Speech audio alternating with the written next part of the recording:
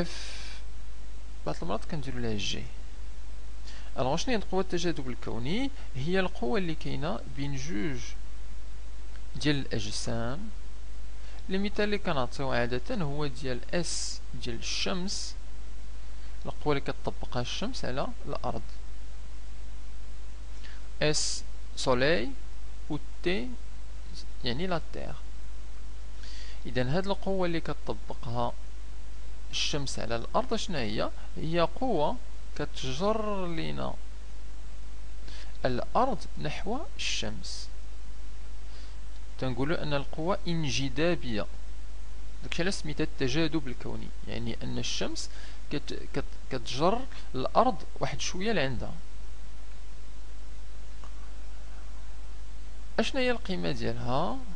الوغ هادي عندها علاقة ديالها اف جي تساوي جي في ام واحد في ام جوج على دي أس اثنان.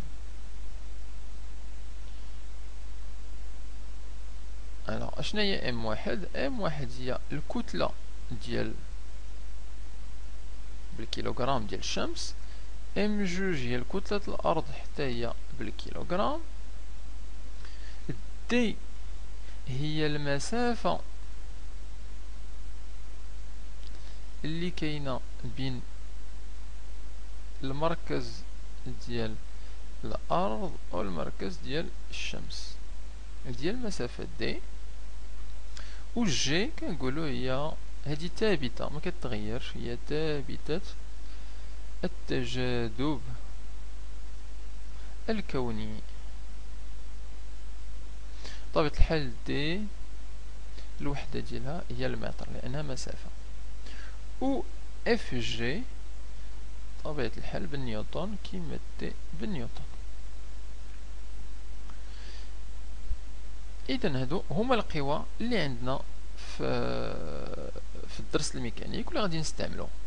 الوغ نعطي فقط واحد المثال بسيط اللي فيه هاد القوى. مثلا إلا خدينا واحد السطح مائل وفيه بواحد الزاوية ألفا مثلا 5 درجة، درت هنا واحد الجدار ودرت فيه واحد النابض، وهاد النابض هذا درت فيه الجسم اس.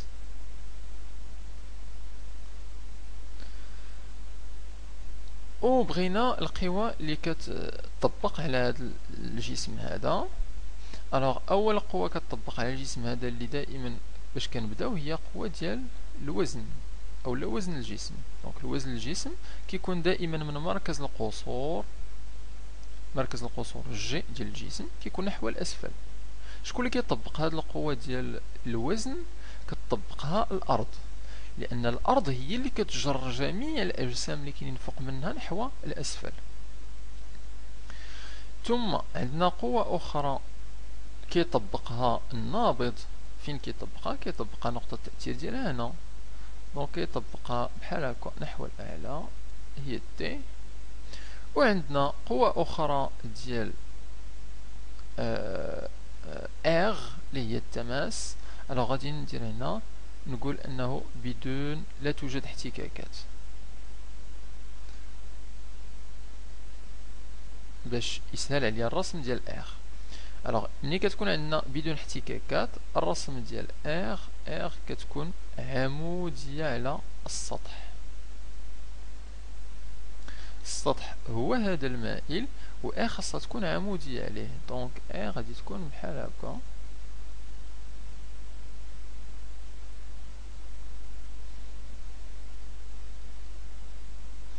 هذه هي القوة R.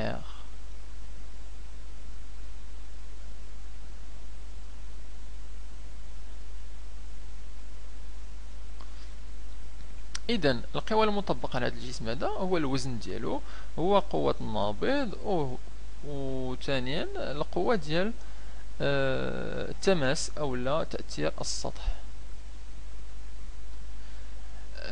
بغينا بغينا مثال اخر نشوفو فيه فقط القوة ديال الحبل. الا خديت مثال بحال هكا ودرت جسم، مثال ساهل، درت جسم معلق، جسم معلق بحبل.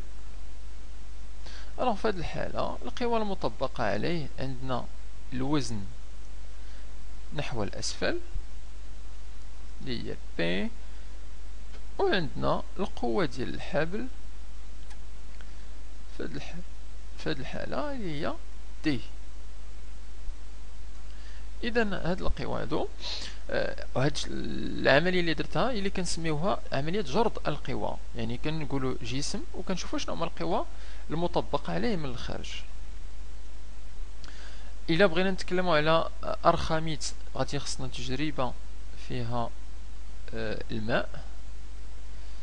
دونك مثلا الا درت هنا واحد الجسم، ناخذ واحد التجربه، درت هنا جسم مغمور، هذا الماء، وغادي نجي لهنا وندير مرتبط بنابض نحو الأعلى ونشوفوا القوى المطبقة عليه. الوغ القوى المطبقة عليه دائما كنبدا بقوة ديال الوزن في دائما كاينة، ثم عندنا القوة ديال النابض اللي كتبدا من هاد النقطة هادي وكتمشي نحو الأعلى، هذه هي تي. ثم عندنا واحد القوة أخرى ديال هاد الماء اللي كيدفع الجسم نحو الأعلى اللي سميناها قوة ديال دافعة أرخميدس. دونك كتكون من المركز ديال الجسم وغتكون نحو الأعلى، والسمية ديالها هي اف ا. دونك هكا غنكونو شفنا امثله ديال القوى اللي غادي نستعملو. القوى ديال التجاذب الكوني خلاص تكلمنا عليها هنا، الشمس بين الشمس والارض غنشوفوها في حركات الكواكب حول الارض وقوانين كابلر. دونك مزيان نكملو دابا التذكير ديالنا. الوغ وصلنا لمبدأ القصور، شفنا مبدأ القصور. الوغ شفنا هذا المبدأ القصور هذا بالنسبة لجوج الحوايج، شفناه في حالة إزاحة وشفناه في حالة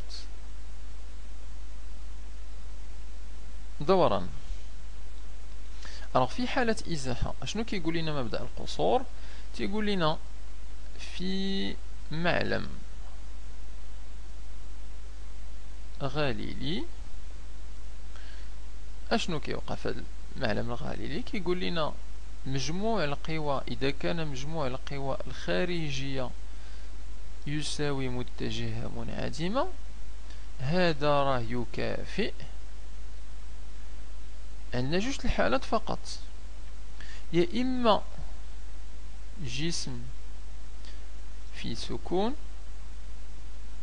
يعني ما كيتحركش، او الجسم فيه حركة، وفي هذه الحالة الحركة ديالو غادي تكون مستقيمية ومنتظمة. الوغ جسم في سكون كيعني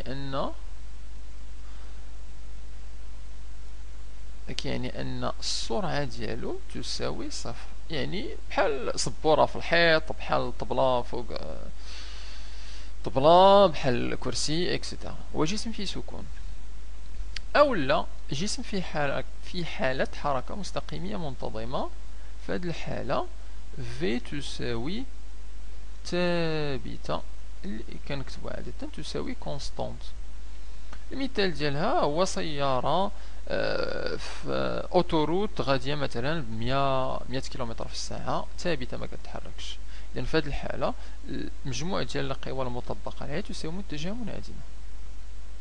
إذا مبدأ القصور كيعطينا تيقول لنا إلا كان مجموع القوى يساوي متجهة منعدمة راه يا إما الجسم فيه سكون يا إما حركة مستقيمية منتظمة في هذا الاتجاه هذا، وأيضا في الاتجاه الآخر. يعني أن إذا كان الجسم فيه سكون أو حركة مستقيمية منتظمة فإن الاستنتاج هو أن مجموع القوى المطبقة عليه يساوي متجهة منعدمة. دونك هذه هي الحالة الأولى ديال الإزاحة. نشوفوا دابا حالة ديال الدوران. في حالة الدوران غادي نكتبو بالنسبة لجسم قابل للدوران حول محور دلتا، جسم قابل للدوران حول محور دلتا، مثال ديالو هو قرص معلقينو من المركز ديالو اللي هو الدلتا، وكيقدر يدور على اليمين ولا يدور على اليسار. بالنسبة للجسم قابل للدوران، الخاصية أو العلاقة هي كتقول لنا مجموع عزوم القوى المطبقة عليه يساوي صفر. إلا أن هذا المجموع يساوي صفر هذا يكافئ جوج الحالات. هي إما جسم في سكون أو لا حركة دوران منتظم.